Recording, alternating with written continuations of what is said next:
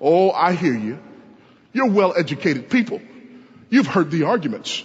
Yes, brother, I understand that. But you see, what happened was there were individuals who came and doctored the Bible up, and it's been translated so many times, and it's been changed so many times. And when I talk to college students sometimes, they tell me about this myth of these overzealous monks who went out and changed the Bible so that things would match up, so that it would look like we have older documents than we actually have. And in fact, and I think they're really telling me something when they tell this, you know, we don't have any of the originals. Like I'm supposed to shake in my boots when they tell me that. Listen to me. If overzealous monks want to change the Bible, can I explain to you what they would have had to do? 3 levels of conspiracy. Level number 1, they would have had to have a manuscript conspiracy. When we're talking about just the New Testament itself, there are over 6,000 manuscripts or portions of manuscripts for the New Testament itself. Now, that may not sound like a lot to you, but can I compare it to a couple of things? Julius Caesar's Gallic Wars. That's how we know about Julius Caesar and his conquest. We have around 10 manuscripts. Aristotle's Poetics. We have nearly 5 manuscripts. When it comes to the writings of Herodotus, we have less than 10 manuscripts. When it comes to the writings of Homer, less than 10 of each of his writings. When it comes to the New Testament, we have 6,000 manuscripts or portions of manuscripts for the New Testament. Folks, that's not even close. Well, you don't have the originals. No, we really don't. But guess what? We can get earlier than AD 120 with some of the copies that we have. When it comes to Julius Caesar's Gallic Wars, the earliest thing we can put our hands on was written 900 years after the original. But nobody's tearing down the walls in college because they're reading Caesar. When it comes to Aristotle, the earliest thing we can put our hands on was written 1,400 years after the original. But when it comes to the New Testament, we can put our hands on documents that were written within decades of the originals. So if these overzealous monks wanted to doctor the Bible, what they would have to do is find over 6,000 manuscripts, change all of them, not show their ink work, get them all back where they stole them from, and never tell anybody what they did. That's just level number 1.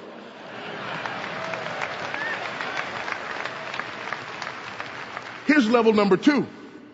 Jesus said, go and make disciples of ta ethne, every people group. Funny thing about people groups, they tend to speak different languages. So within the first few centuries, we have the Bible translated into Syriac, Coptic, and Latin. So now these overzealous monks have to find 6,000 Greek manuscripts, change those, doctor them up, don't show your ink work, get them back, go find all the Syriac, Coptic, and Latin translations of those Greek manuscripts, change those to match the lies that you told in another language, and get those back where you stole them from. And that's just level number 2. Now you got level number 3. The early church fathers had this terrible habit of writing commentary on the New Testament. So much so that Bruce Metzger argues, if all we had of the New Testament was the quotations and citations by the early church fathers, we could reproduce over 95% of the New Testament just from their writings. So now these overzealous monks have to find 6,000 manuscripts and portions of manuscripts, steal them, change them, don't show your ink work, get it back without anybody finding out. They got to find Syriac, Coptic, and Latin translations, change those to match the lies that they told in the 6,000 manuscripts, get those back where they stole them from, and then find all of the writings of all of the early church fathers, change those to match the lies that they told 2 layers ago, get those put back, never tell anybody what they did, and never ever get caught. Help you if you believe that.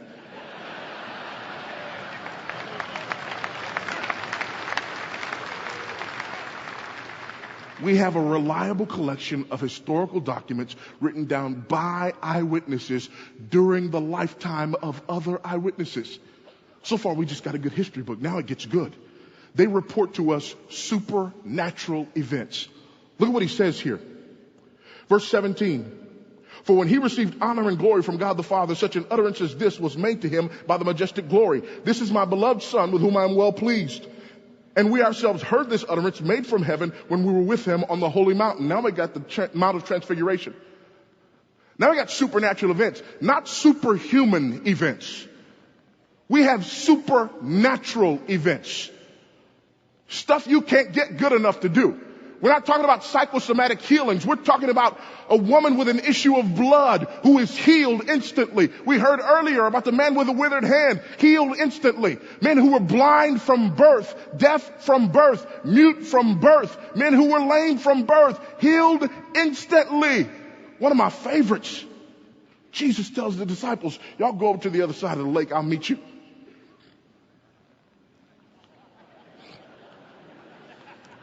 Later on the boat, somebody, I don't know who, they say, hey, did Jesus say how he was coming? No, why? Because he coming.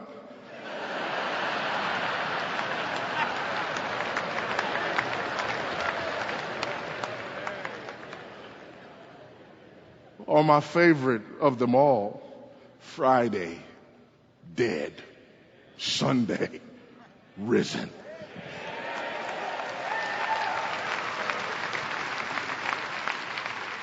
We have a reliable collection of historical documents written down by eyewitnesses during the lifetime of other eyewitnesses.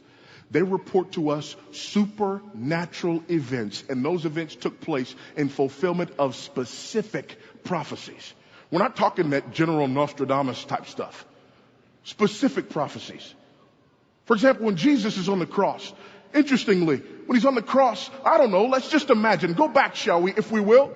Let's go back out in the first century, and we're Jewish people, and we probably talk about our Old Testament. Maybe we use Aramaic when we speak to one another. And I want you to open your Bible, for example, to Psalm number 22, which is where we're going here for a moment. If I wanted you to do that, I couldn't tell you to open to Psalm number 22, because we've only had chapters and verses for a few hundred years.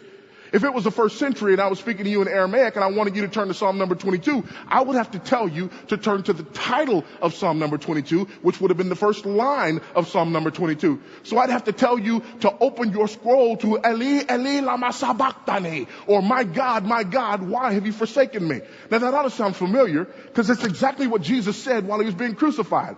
I know you know this, but I like it so much. Let's do it anyway.